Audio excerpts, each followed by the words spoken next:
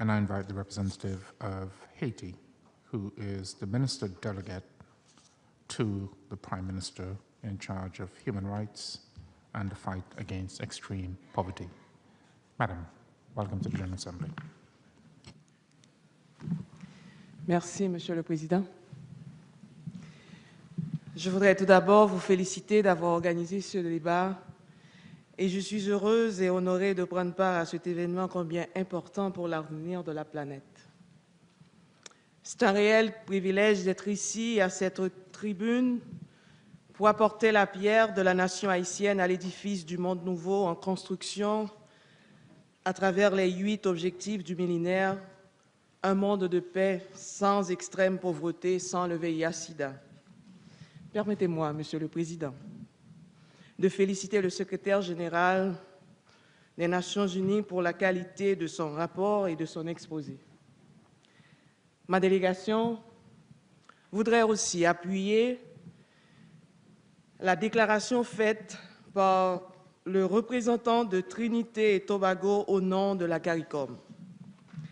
Voilà bientôt 15 ans que le monde se liguait comme jamais auparavant pour faire face aux nombreux maux qui affligent les pays en développement et définir de concert les voies et moyens pour réduire les souffrances et les injustices qui accablent environ 1,2 milliard de personnes de par le monde qui vivent sous le seuil de l'extrême pauvreté et éliminer ce fléau qui aggrave davantage leur misère, le VIH-Sida.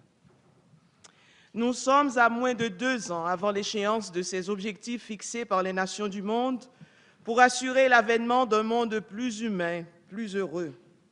C'est avec satisfaction, Monsieur le Président, et optimisme que nous envisageons l'avenir.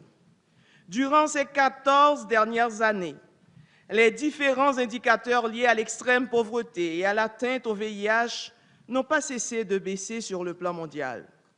Sur le plan régional, depuis l'implantation du Pan-Caribbean Partnership on HIV and AIDS, PANCAP, en 2001, on a enregistré une diminution de l'incidence du VIH et des cas de mortalité liés au sida de 49% et de 59% respectivement.